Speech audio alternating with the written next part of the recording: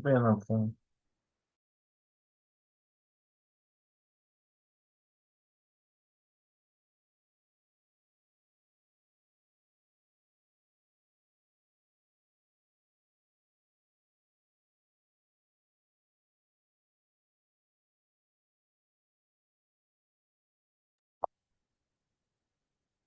pero yo no veo la presentación.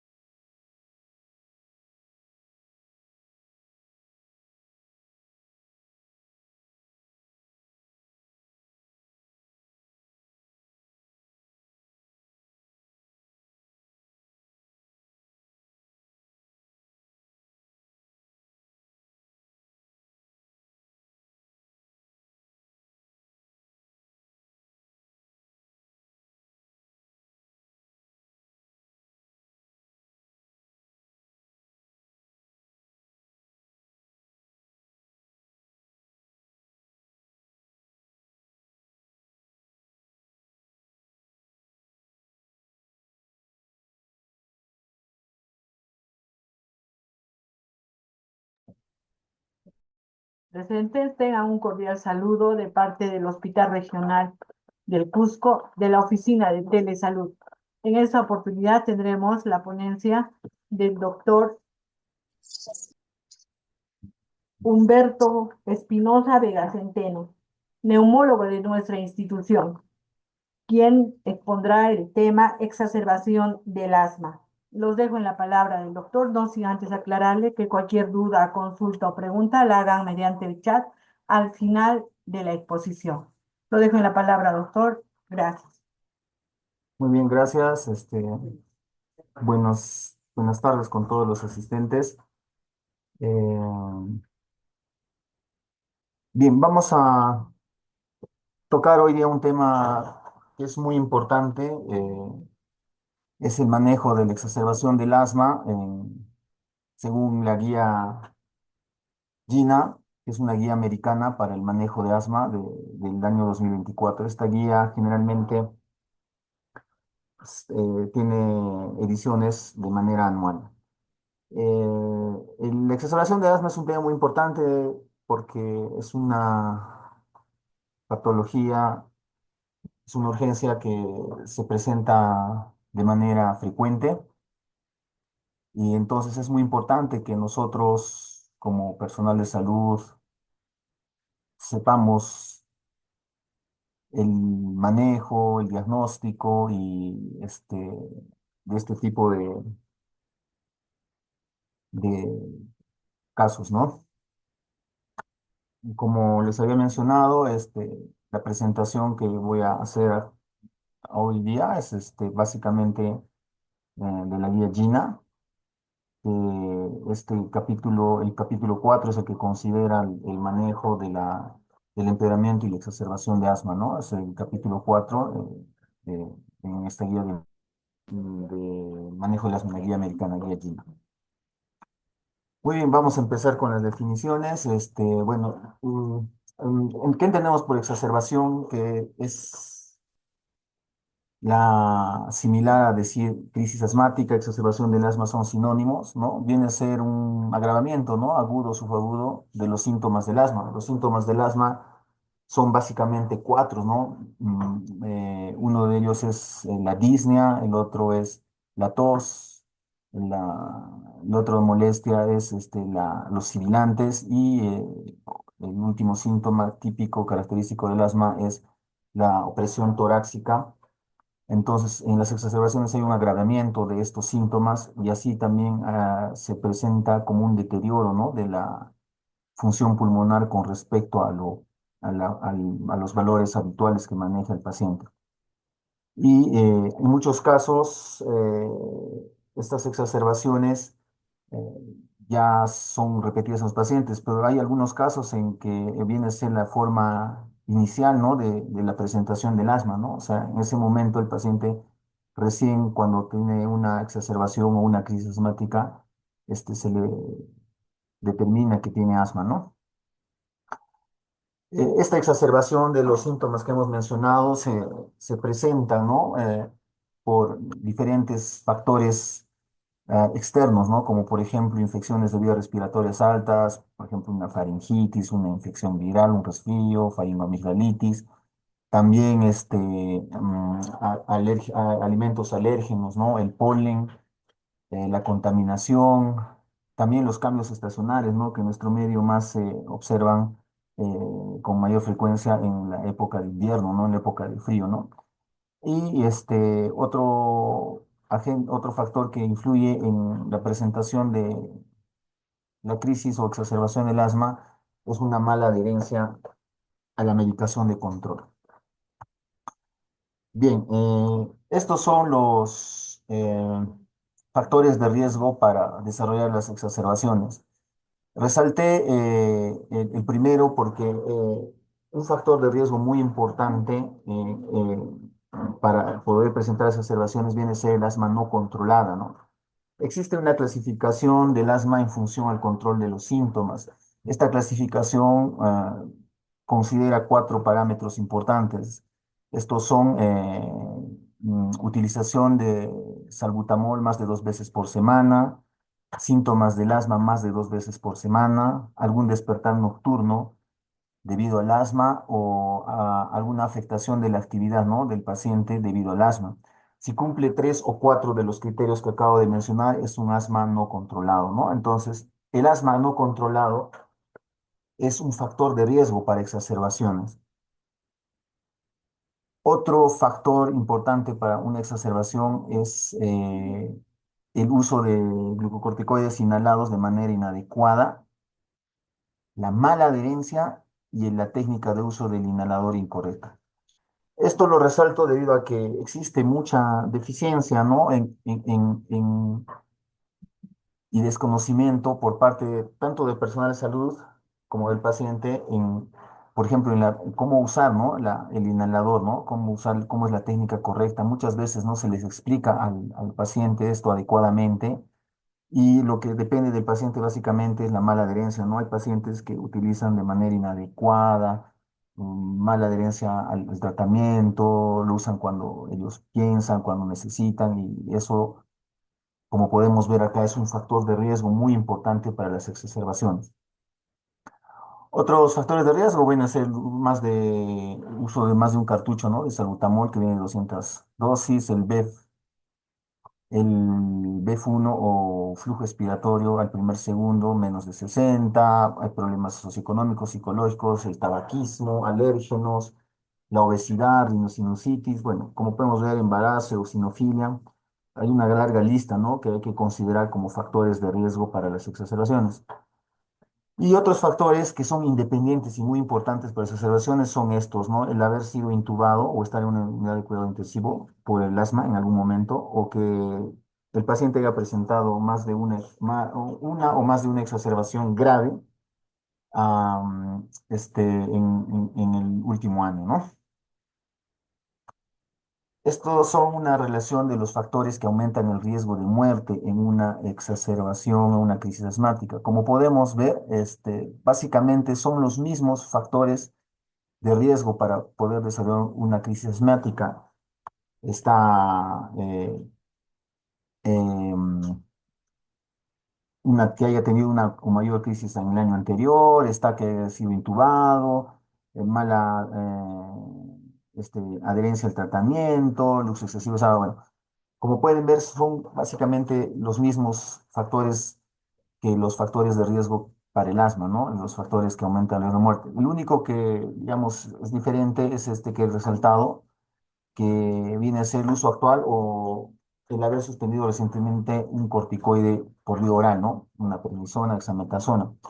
Y este factor de riesgo que aumenta, perdón, este factor que aumenta el riesgo de muerte es muy importante porque es un indicador de gravedad del episodio, ¿no? O sea, si un paciente ha estado usando corticoides orales o ha suspendido hace muy poco un corticoide oral y presenta una crisis asmática, esto nos va a dar nos va a indicar que el episodio que está volviendo a presentar el paciente es grave, ¿no? Bien, la clasificación de la crisis, la exacerbación del asma es teniendo en cuenta varios criterios. Uno de ellos es la función, en función a los valores obtenidos, ¿no? Esta clasificación es muy importante mencionar que para poder hacer esta clasificación nosotros debemos tener un espirómetro o mínimo un flujómetro, ¿no? El flujómetro es un aparato que mide el flujo expiratorio pico o el PEF que está ahí, que lo ven abreviado, o flujo expiratorio máximo también que se... Este espirómetro es un aparato que tiene tres zonas, una zona verde que se llama zona de seguridad, es cuando el flujo expiratorio pico está en valores mayores al 80%. Tiene una zona amarilla de prevención que más o menos está en el cual el PEF, el pico expiratorio, el PEF o el FEM, o el flujo expiratorio máximo está entre 50 y 80, y una zona de roja, de color rojo, o zona de riesgo, ¿no? Donde el flujo expiratorio pico está menos del 50%. Entonces, en función a estos valores obtenidos, se considera, ¿no? Que hablamos de una exacerbación leve cuando el BEF1 o el pico expiratorio o el flujo expiratorio pico está mayor a 70 del teórico o normal del paciente, o mejor valor no del paciente, moderado cuando estos valores están entre 70 y el 50%, y grave cuando está menos del 50%. Como les he mencionado, esta presentación yo he sacado de la guía americana, ¿no? Entonces, como entenderán, en Estados Unidos ellos tienen a la mano un espirómetro en la unidad de emergencias, hay un neumólogo de guardia. Entonces esto les menciono porque obviamente esto no se aplica, no es comparable con nuestra realidad, ¿no? Pero un flujómetro sí es un aparato que podemos ponerlos todos en cualquier sitio, ¿no? Eso es un aparato que no necesita mayor demanda, o no es difícil conseguirlo, ¿no? Pero el espirómetro sí, ¿no? Es muy importante mencionar que estas recomendaciones, estas clasificaciones es en función a la realidad de Estados Unidos. Y el otro criterio de clasificación, que esto sí, pues todos tenemos que saberlo y es muy importante, es en función a los síntomas, ¿no? Hablamos de una crisis o exacerbación leve o moderada cuando el paciente tiene estos criterios, ¿no? Habla en frases, está sentado que acostado, la frecuencia respiratoria es menor o de 30, no utiliza músculos accesorios, la frecuencia cardíaca está entre 100 a 110 latidos por minuto, su saturación está entre 90 a 95. Y bueno, una vez más, cuando el flujo expiratorio máximo o pico está mayor de 50, ¿no? Cuando el paciente tiene estos signos, estos síntomas, nosotros consideramos que estamos frente a una crisis leve o moderada, ¿no? Y cuando es una crisis severa, eh, bueno, el paciente habla con palabras cortas, se sienta ya también encorvado hacia adelante, está agitado, la frecuencia respiratoria es mayor a 30, usa músculos accesorios, la frecuencia cardíaca está mayor a 120, la saturación menos de 90, y el pico expiratorio o el flujo expiratorio pico está menor o igual a 50. Como pueden ver, comparando entre los signos y síntomas para determinar una crisis leve o moderada, y una severa, básicamente es lo contrario a la severa, ¿no? O sea, es lo contrario. una crisis asmática severa. Esta clasificación en leve, moderado, severa es muy importante saberla porque en función a eso es el tratamiento, es el manejo, ¿no? No es igual manejar una crisis asmática leve o moderada que una crisis asmática severa. Y y el otro tipo de crisis asmática es el asma con peligro para la vida, ¿no? O potencialmente fatal, ¿no? En este caso, el paciente ya también está como somnoliento, hay confusión y además, en vez de que el tórax esté roncando, silbando, encontramos un tórax silente, ¿no? O sea, no existe en este tipo de pacientes que presentan este asma para el periodo de la vida, que es un asma muy, muy riesgosa. El paciente ya no tiene los síntomas de sibilantes, ¿no? Entonces, o roncantes.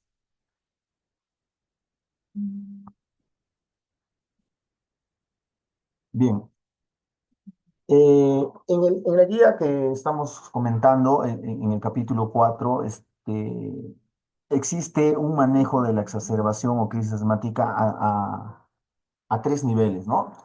El primer nivel es en el domicilio, ¿no? En el domicilio del paciente o es el automanejo del paciente, ¿no? Esto se hace con un plan de acción que se le entrega al paciente. El segundo nivel es a nivel, en atención primaria de la salud y el tercer nivel es a nivel hospitalario. Vamos a describir básicamente el manejo a estos tres niveles. Primero vamos a hablar sobre la medicación, ¿no? Que se utiliza para el manejo a nivel domiciliario con un plan de acción escrito.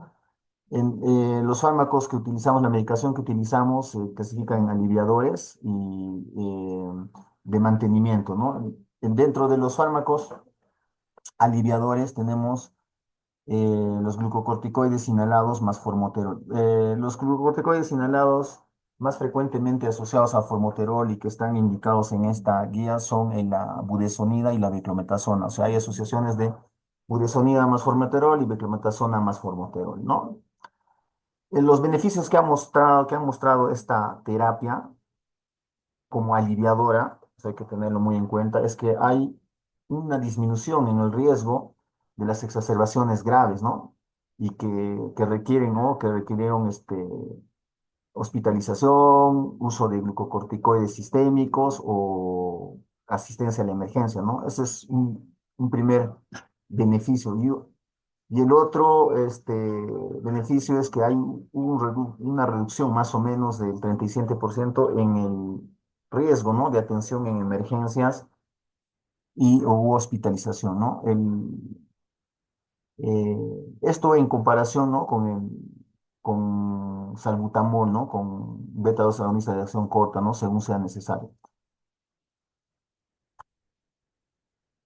Como les mencionaba, las presentaciones, ¿no? De budesonida formoterol, Eh, las dosis que se utilizan son de 200 microgramos sobre 6 microgramos.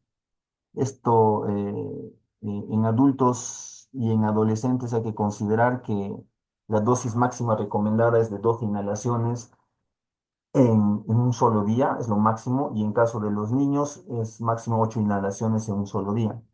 En caso de beclometasona formoterol, la dosis total máxima recomendada en adultos es de 8 inhalaciones. Eh, Estas presentaciones, estas asociaciones de glucocorticoides inhalados con formoterol se utilizan también como medicación de mantenimiento, ¿no? Acá les estoy mencionando lo que es la medicación de alivio, pero en la medicación de mantenimiento, que ahorita lo vamos a hablar, básicamente la administración es la medicación, de esta medicación para el alivio se debe administrar una dosis extra, o sea, una dosis adicional, y se puede volver a repetir más dosis, incluso estando dentro de las 4 horas, ¿no? Se puede repetir en el caso de una exacerbación con estos inhaladores, pero siempre considerando que no hay que superar las dosis máximas que acá estoy mencionando, ¿no? De 12 y de 8, ¿no? Eso es muy importante para glucina y formoterol. En el caso de clometasona con formoterol, máximo 8 inhalaciones. Otra medicación de alivio que utilizan los que está indicado para los pacientes y que lo menciona en esta guía para el automanejo de la exacerbación del asma, viene a ser los beta-2 agonistas de acción corta como salbutamol y glucocorticoide inhalado, ¿no? Eh, Estos han demostrado una reducción de las exacerbaciones, más o menos de las graves, ¿no? En un 26%, ¿no? Siempre comparando con el salbutamol solo. Y también se vio que los pacientes que recibieron este, como dosis de mantenimiento, dosis bajas de mantenimiento de corticoides anulados o un beta-2 agonista de acción prolongada, por ejemplo, formoterol o dosis media de glucocorticoides inhalados, también se ha visto mayor beneficio, ¿no? En estos pacientes que utilizaban esta medicación de mantenimiento. Las dosis recomendadas de estas asociaciones puede ser budesonida salbutamol, máximo 6 veces en un solo día, ¿no? Esa es la dosis máxima.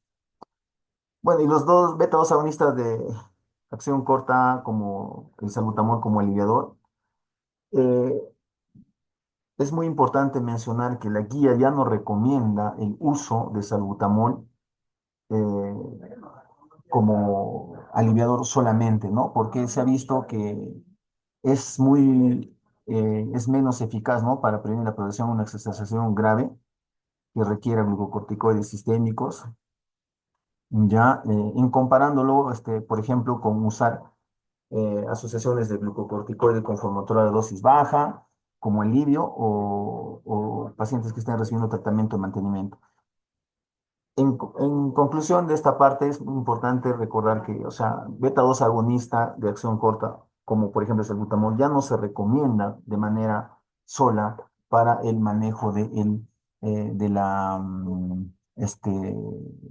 como un fármaco aliviador, ¿no? Por ejemplo, antes, en las guías anteriores, todavía consideraban el uso de salbutamol, ¿no? En los pasos uno, ¿no? Como aliviador, ¿no? O sea, que lo puedo usar de acuerdo a la necesidad. Esto ya en estas guías del 2024, incluso en el 2023 ya no, ya está, ya no, la guía ya no lo recomienda, ya. Bien, ahora vamos a hablar sobre la medicación de mantenimiento. De la medicación de mantenimiento tenemos la terapia MART, ¿no? Que viene a ser la terapia de mantenimiento y alivio. Hay un acrónimo también que no sé si de repente lo han escuchado, es el SMART, SMART, que viene a ser lo mismo, terapia de mantenimiento y alivio, pero de un solo inhalador, ¿no? Single, por eso es la S. Y generalmente este acrónimo se utiliza cuando nosotros vamos a utilizar como medicación de mantenimiento la asociación de budesonida con formoterol. Bien, en los adultos y en los adolescentes, esta combinación, esta terapia MART, este, fue muy eficaz, ¿no? Para mejorar el control de los síntomas y básicamente el beneficio es que redujo las exacerbaciones que requirieron glucocorticoides sistémicos o también las hospitalizaciones, ¿no? Por ejemplo, esto fue comparado, ¿no? Con otros tipos de asociaciones como glucocorticoide inhalado con solo o glucocorticoide inhalado con salbutamol. Entonces, ahí se vio que se redujo las exacerbaciones y también que requirieron, perdón, glucocorticoides orales y también las hospitalizaciones, ¿no? Lo mismo también que se redujo también las exacerbaciones en niños de 4 a 11 años cuando se utilizó esta terapia de mantenimiento. Bien, los corticoides orales que también se usan para el manejo a nivel, para el automanejo de las exacerbaciones de asma en el paciente, en los pacientes, acá recomiendan que hay que utilizar un curso corto de glucocorticoides sistémicos, orales básicamente. ¿Cuándo, no? Cuando el paciente no responde a un aumento en la medicación de mantenimiento o alivio durante 2 a 3 días, ¿no? Si nosotros en el plan escrito para el control del asma, en ahí se le indica al paciente, ¿no? Que si él comienza a tener un aumento de sus síntomas o comienza a tener una exacerbación, una crisis, debe aumentar la medicación de mantenimiento y alivio. Eso lo vamos a ver un poco más adelante, pero bueno, Si es que no hay una respuesta en 2 o 3 días, acá la guía nos indica que el paciente debe comenzar a utilizar corticoides orales, ¿no? También los pacientes se les indica que cuando el pico expiratorio máximo, que se puede obtener con un flujómetro, como les dije, eso puede hacerlo, se le puede enseñar al paciente a hacerlo domiciliariamente.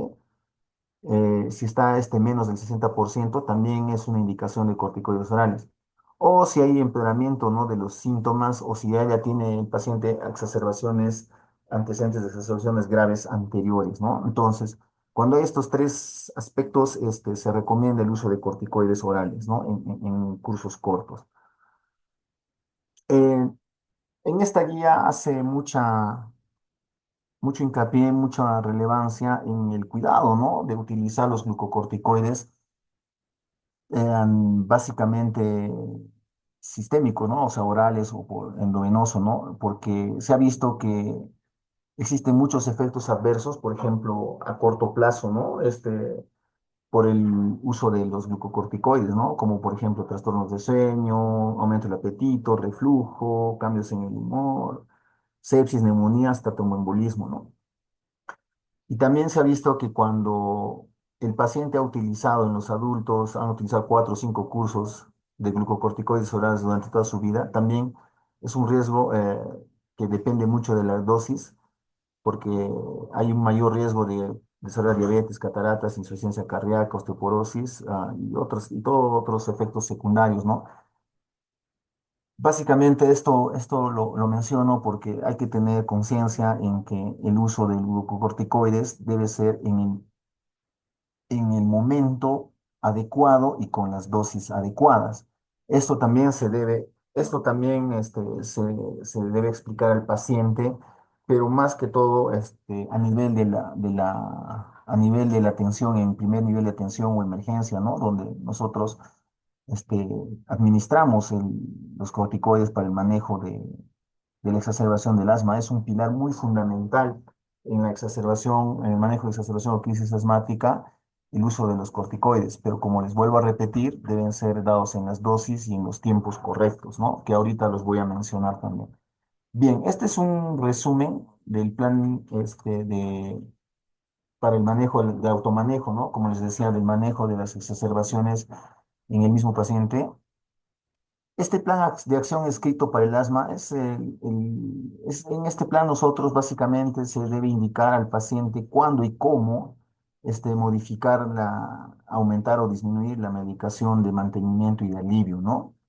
Y también en el plan de acción también se le eh, enseña al paciente a comenzar a reconocer si está presentando una crisis o una exacerbación, ¿no? Por ejemplo, cuando el paciente reconoce, ¿no?, que está presentando una exacerbación, eh, en un momento es una exacerbación leve o lo incrementa de manera, perdón, o lo identifica de manera rápida, lo que se les recomienda es que a todos los pacientes, ¿no?, que deben aumentar el tratamiento sintomático, también aumentar el tratamiento de mantenimiento de control, y hay que revisar la respuesta, ¿no?, después de 2 días, ¿no?, 48 horas.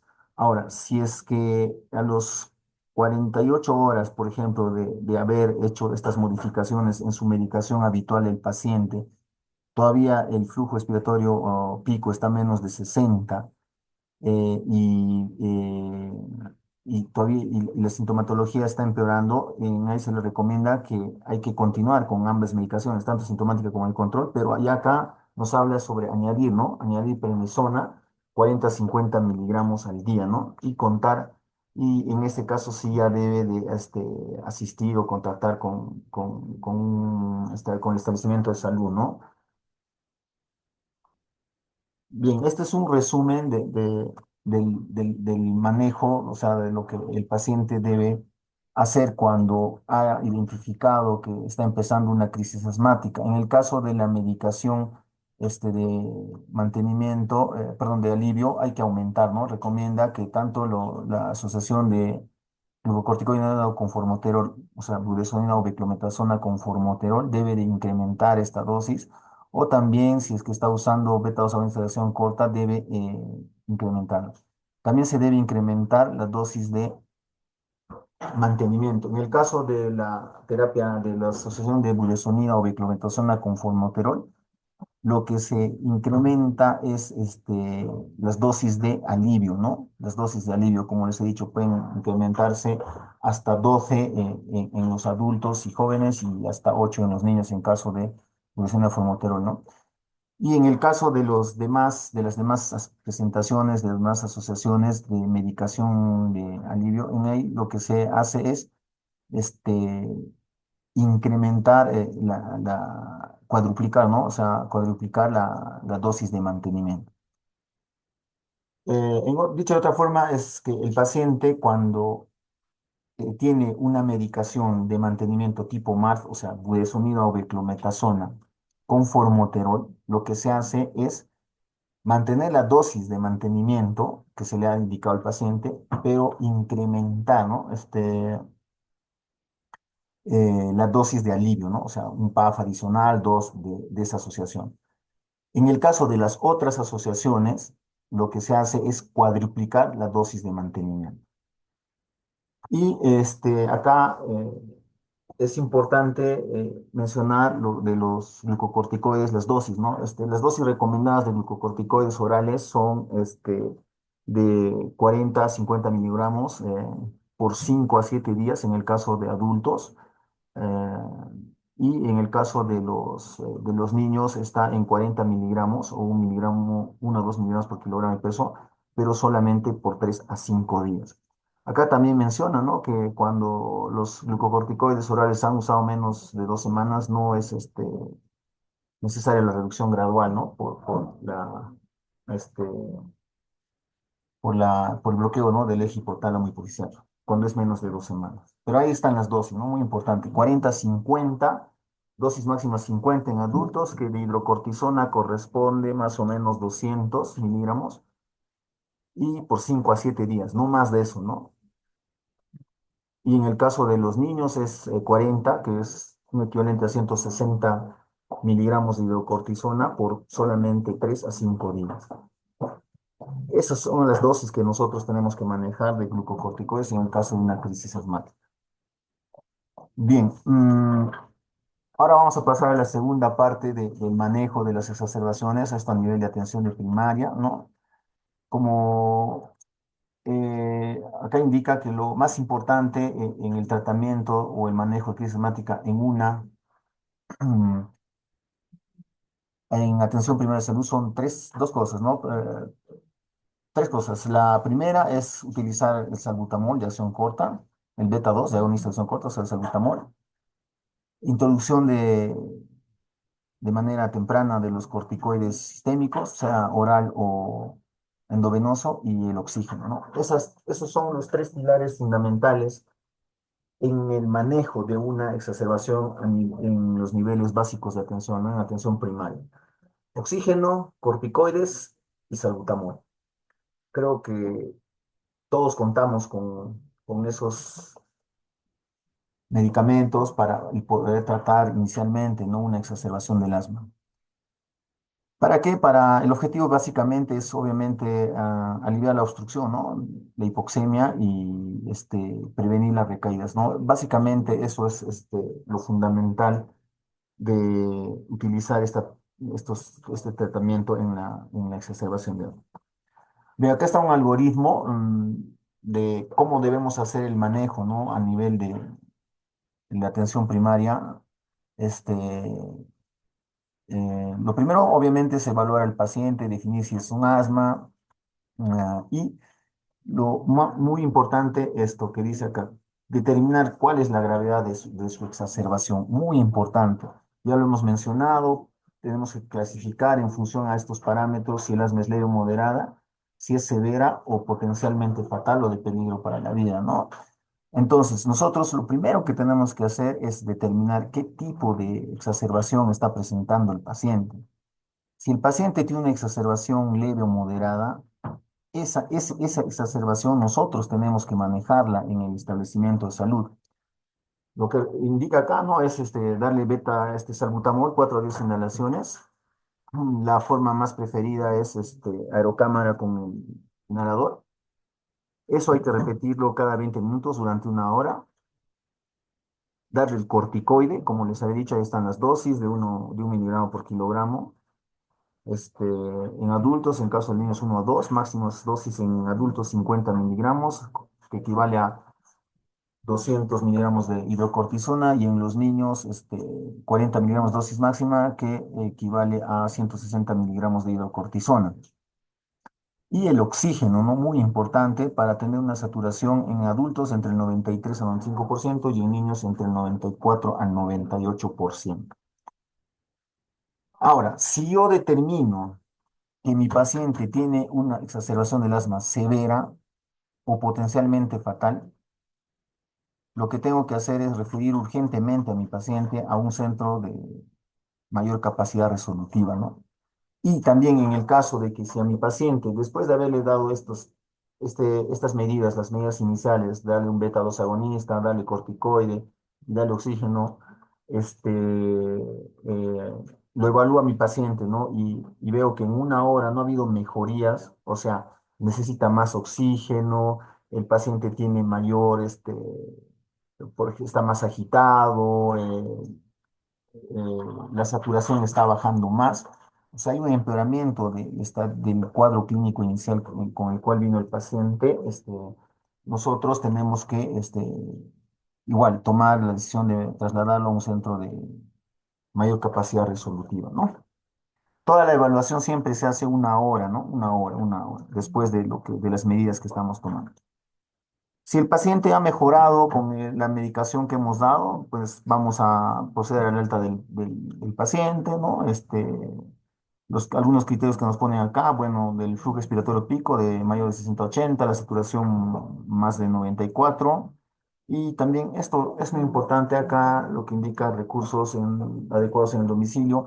También hay que considerar algunos aspectos acá, ¿no? Por ejemplo, si el paciente tiene soporte familiar, la distancia de donde vive el paciente con relación al establecimiento, cuál es su condición socioeconómica, de repente es indigente. Entonces, todos esos factores también yo tengo que considerarlos antes de dar el alta, ¿no? Del establecimiento de salud. Es muy importante. Bien, ahora vamos a pasar al manejo del asma en emergencia. Bueno, acá lo más importante es hacer, obviamente, si es que las condiciones del paciente nos permiten, o también podría ser con un familiar, la anamnesis, ¿no? Hay una lista de aspectos que nosotros debemos preguntar, considera muy importante, ¿no? Luego de la exploración física, como hemos visto, para poder clasificar la gravedad del asma en moderada, leve, moderada o severa, nosotros tenemos que toma la presión, perdón, toma la frecuencia respiratoria, la cardíaca, la saturación. O sea, hay varios aspectos, evaluación, ¿no? De si está roncando, si va en el pecho. Todos esos aspectos tenemos que considerarlos en la exploración física, por los cuales nos van a servir para hacer una clasificación de la gravedad y por ende el manejo, ¿no? De la, de la exacerbación de la crisis, ¿no? Que es diferente dependiendo de cada tipo de exacerbación. Este es el manejo de las observaciones de asma, ¿no? En unidad de urgencia. Lo primero es ver cómo está la vía, ¿no? Si está permeable, cómo está si está hemodinámicamente estable el paciente, cómo está la saturación. Después determinar, ¿no? Otra vez, ¿no? Si el paciente está presentando el asma de tipo fatal o de compromiso para la vida. En el caso de que esté presentando un asma de fatal, se debe de derivar inmediatamente al paciente, o se debe hacer o solicitar una evaluación por unidad de cuidados intensivos, ¿no? Y ahora, si el paciente no tiene este tipo de exacerbación fatal o de peligro para la vida, nosotros hacemos la clasificación, como ya hemos aprendido, en media, moderada, crisis médica o severa, ¿no? Ahora, como les decía, dependiendo del tipo de exacerbación es el manejo. Por ejemplo, si mi paciente yo lo clasifico y diagnostico que tiene una exacerbación leve o moderada, lo que debo hacer es básicamente lo mismo que en atención primaria de salud. Beta 2 agonista de acción corta, el oxígeno para una saturación entre 93 y 95 y en los niños 94 98, los corticoides orales, y acá considerar el uso, lo que se aumenta acá es considerar el uso de bromuro de hipertropio, ¿no?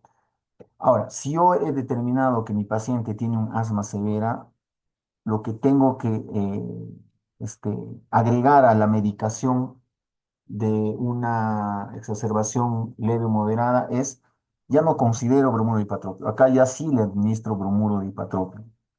Debo de utilizar, puedo usar, acá nos recomienda glucocorticoides orales o endovenosos, ya considerar el sulfato de magnesio, ¿no? Y altas dosis y considerar también las dosis altas de glucocorticoides inhalados. Entonces, como pueden ver, es diferente el manejo, ¿no? Si yo no hago una buena determinación del tipo de exacerbación o crisis que está presentando mi paciente, hago un manejo inadecuado, ¿no? Porque a veces se ve que pacientes que tienen una exacerbación moderada o leve están recibiendo sulfato de magnesio, están recibiendo am, bromuro hipatropio, ¿no? Cuando hay que considerar esos aspectos, ¿no? Que es muy importante.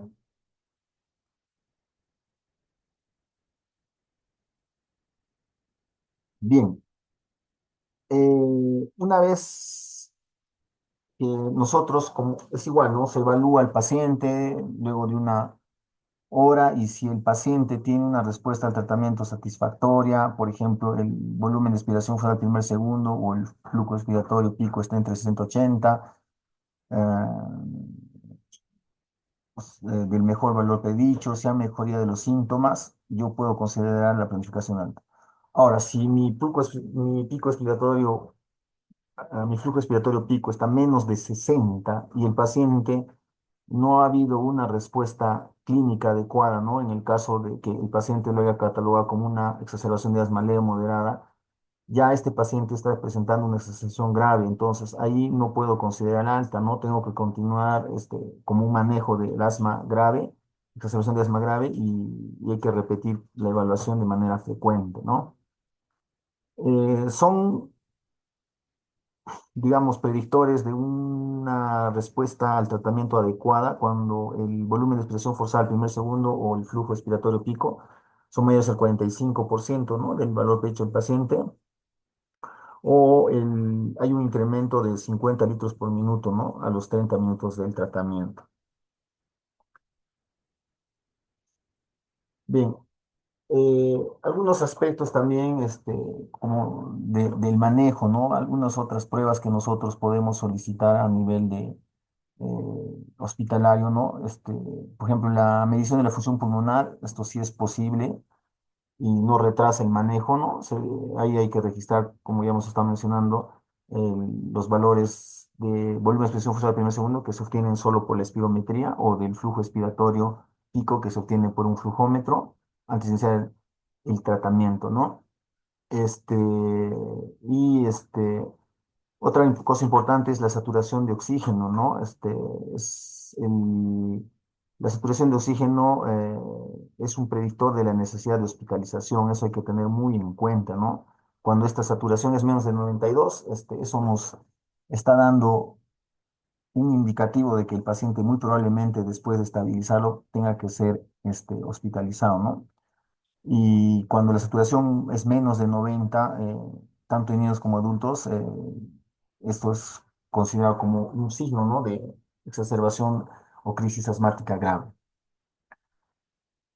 Los gases arteriales no se recomiendan habitualmente, solamente se deben de solicitar cuando el paciente no responde al manejo inicial o está presentando insuficiencia respiratoria, ¿no? Cuando la PO2 es menos de 60, la PCO2 es menos de más de 45, ¿no? Y también la radiografía torácica no se recomienda habitualmente en una exacerbación o crisis asmática. Bien, para concluir con la presentación, vamos a hacer un repaso de las principales, algunas características, ¿no? De la medicación utilizada en el manejo de las crisis asmáticas, ¿no? A nivel de hospitalización. Bueno, el oxígeno, como ya le hemos mencionado, para mantener sus saturaciones entre 93 y 95%. y 94 y 98 en los niños, ¿no? Eso es muy importante.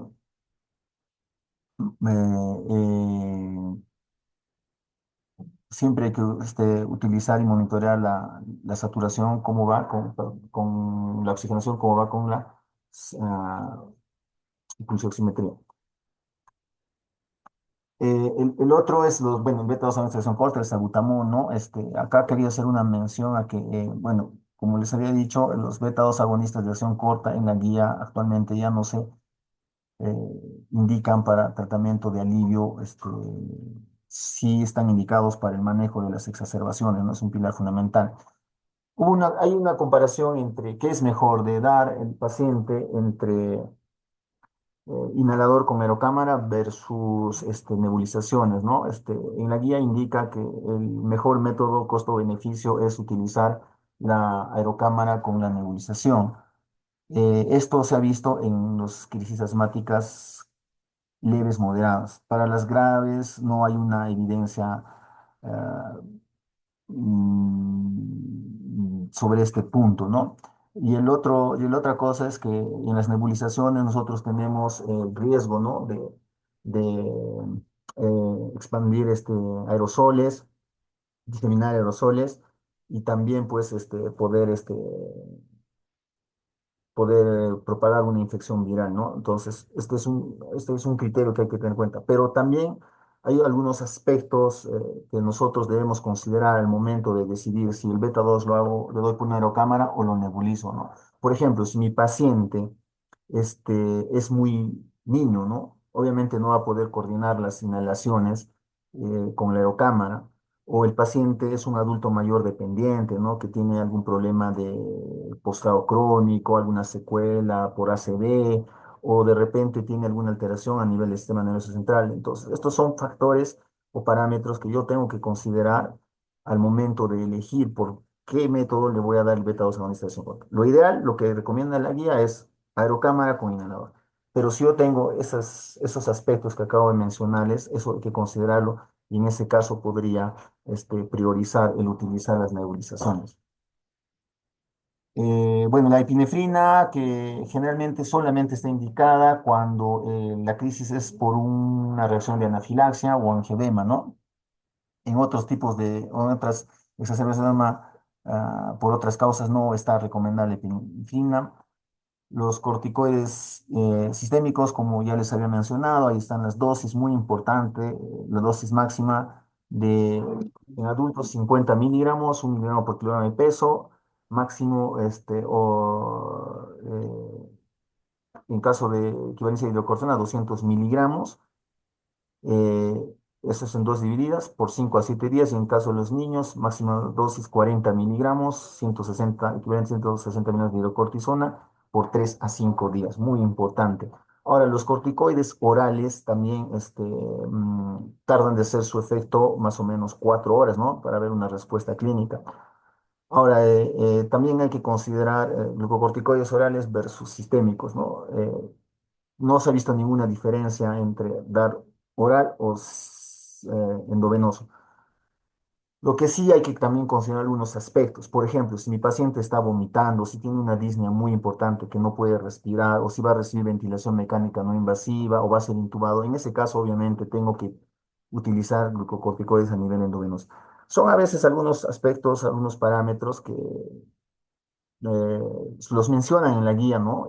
Pero hay que tener muy en cuenta porque este, son cosas que a veces son manejos un poco más detallados, pero muy importantes. Bien, la aminofilina y la teofilina, no recomienda el uso de aminofilina o teofilina, las metilxantinas en la guía, ya que comparando con salbutamol se ha visto que tiene menor efecto broncodilatador. Más bien lo que tiene es si son muchos efectos secundarios graves y potencialmente fatales, principalmente de tipo cardiovascular, cardiológico, por ejemplo, producen bradicardia sinusal, taquicardias ventriculares, hipotensión, palpitaciones, extrasístoles, arritmias ventriculares. Entonces, estos efectos secundarios comparados con el beneficio que nos da una metilxantina, básicamente, evidentemente, no hay ningún beneficio, ¿no? Entonces la guía no recomienda el uso de estos fármacos en el manejo de las crisis somáticas. Del sulfato de magnesio, el sulfato de magnesio básicamente se utiliza en las crisis asmáticas graves, como lo hemos visto en el cuadrito.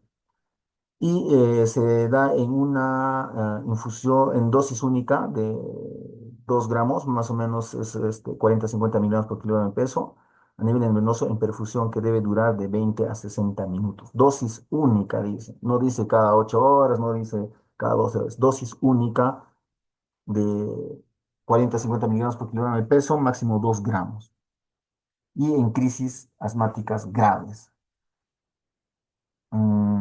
De los glucocorticoides inhalados, es muy importante su uso precoz, ¿no? A dosis altas, porque esto ha demostrado que reduce las necesidades, ¿no? Del ingreso al hospital, ¿no?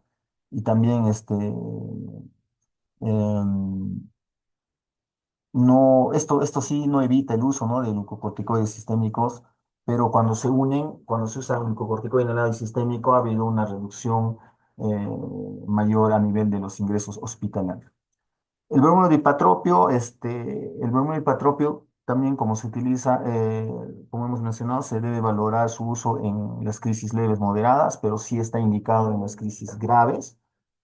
Eh, Indican también que el uso de bromuro dipatropio más allá de 72 horas en una crisis asmática ya no es beneficioso. Una prueba de esto es de que en la guía menciona que en los niños hospitalizados por una exacerbación no se ha visto ningún beneficio a nivel clínico ni tampoco en acortar la estancia hospitalaria. Más bien lo que sí se ha visto es una reducción en efectos secundarios del hormona hipotropio, como son las náuseas o palpitaciones o dolor de cabeza, ¿no?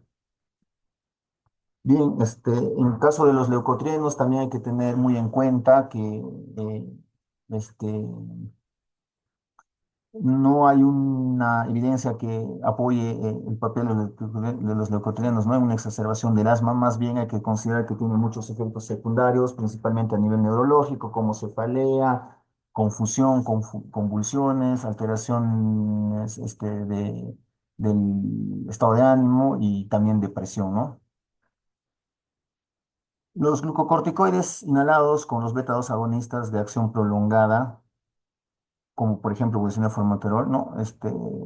Usado en una crisis asmática, eh, se ha demostrado que tenían un perfil similar y de seguridad similar a un beta 2 agonista de acción corta. Entonces, digamos, esta asociación de formoterol utilizada en una exacerbación a nivel hospitalario no se recomienda, ¿no? Lo que sí es este, muy importante es utilizar el salbutamol.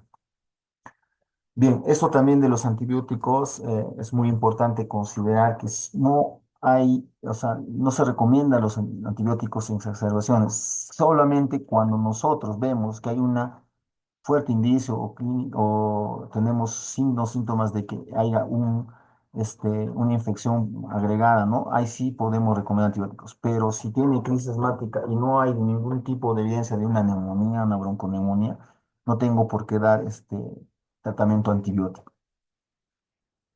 Y también la guía recomienda en cuanto a los sedantes que deben evitarse, ¿no? Durante las exacerbaciones de asma por, obviamente, su efecto depresivo a nivel respiratorio, ¿no? No se deben utilizar ni ansiolíticos ni hipnóticos, ¿no?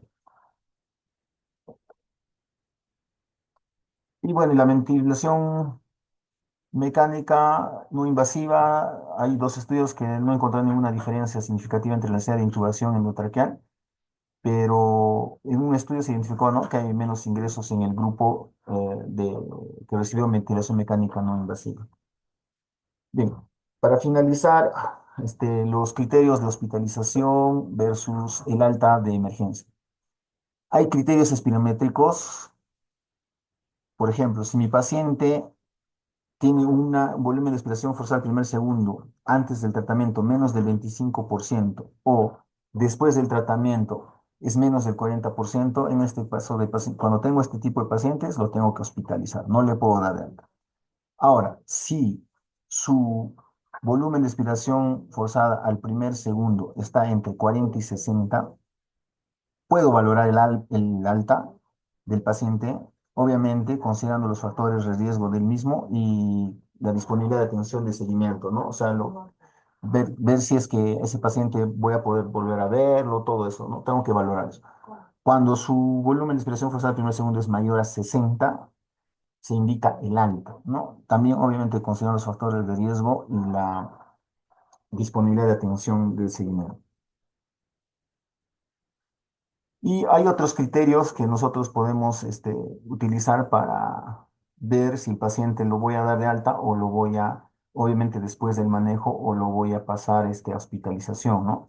El sexo femenino, la edad avanzada, la raza no blanca son algunos criterios. Uso más de 8 inhalaciones de beta-2 en las últimas 24 horas. La gravedad de la exacerbación, ¿no? Si el paciente tiene una exacerbación grave, este, yo obviamente no voy a dar de alta a mi paciente, tengo que mantenerlo y hospitalizarlo en piso. También ver si mi paciente ha tenido antecedentes de exacerbaciones graves es otro criterio para no dar de alta a mi paciente.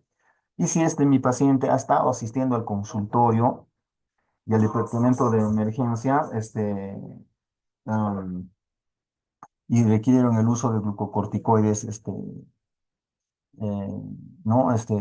Por vía oral o endovenosa, ¿no? Entonces, esos son criterios que yo debo considerar para evitar, para no dar a mi paciente de alta, sino hospitalizarlo. Bien, y por último, este es el seguimiento, o sea, de la atención de la emergencia. En resumen, nosotros cuando hemos tenido a un paciente con una exacerbación, sea leve, moderada o grave, la guía lo que recomienda básicamente es que es una oportunidad para averiguar, para ver qué es lo que está pasando en el manejo, en el tratamiento del paciente, que está haciendo que mi paciente no esté controlando sus síntomas, esté presentando exacerbaciones. Entonces, ahí es una oportunidad para que nosotros podamos ver, ¿no? Preguntarle al paciente cómo está usando su inhalador, cuál es el nombre de los inhaladores que usa, la frecuencia, cómo está usando, si está usando con aerocámara o si no está usando con aerocámara, si está asistiendo a sus controles programados. O sea, todo eso tenemos que verlo porque eso es muy importante. La guía de Gina en general, en toda la extensión de la guía, hace una incidencia muy importante en lo que es la adherencia al tratamiento, el uso de la aerocámara y la técnica correcta, y el uso obviamente de los inhaladores en dosis adecuadas y nosotros, por ejemplo, podemos ver, ¿no? Por ejemplo, cuando un paciente se le presenta, señora, ¿qué inhalador está usando? A veces ellos responden, el verdecito, el moradito. Entonces, eso a mí ya me da una idea de que el paciente no conoce su tratamiento. ¿Y cuándo lo usa, señora? Cuando me molesta, cuando me siento agitado. O sea, no, o sea, todo eso son pruebas de que mi paciente no está pues utilizando adecuadamente su medicación, hay mala adherencia y por ende hay una predisposición al uso perdón, a unas exacerbaciones, ¿no? Entonces, es muy importante revisar todos estos aspectos y obviamente enviarlo al especialista para que él pueda reforzar estas cosas y se le pueda indicar al paciente. Muy bien, agradezco mucho su atención. Sí, ¿dónde está? Si es que hay algunas preguntas, creo que no hay ninguna, ¿no? Yo le puedo hacer una pregunta en vivo, doctor. Sí, dime nomás. Doctor, el clima, el clima de la sierra favorece a la curación del asma. Ah, ya. Es un mito. Es, el asma, sea en Lima, en la sierra, en la selva, en cualquier sitio, siempre va a ser asma. No existe ninguna evidencia científica de que el clima de un determinado lugar influya o ayude al paciente en su mal, en el asma. Siempre que, si el paciente no utiliza su medicación, o sea, el paciente puede estar, por ejemplo, un ejemplo, en la costa y utiliza adecuadamente su medicación, es cumplido, utiliza su aerocámara como debe ser, así los controles, puede vivir en Lima, no hay ningún problema. O sea, eso no es ningún factor. No. Pero Ujú. depende. Sí. Gracias, doctor. Agradecemos la excelente participación del Algo, doctor Baltasar, y también agradecemos a cada uno de los participantes. Muchísimas gracias con todos y los invitamos a participar siempre de nuestras capacitaciones. Buenas tardes, gracias. Eso me están dando. No, no, es agüita. ¿Qué cosa es este? No, ¿qué es este? Es agüita, es rico, doctor. Ya, chao, chao, chao. Nos Ya vemos. lo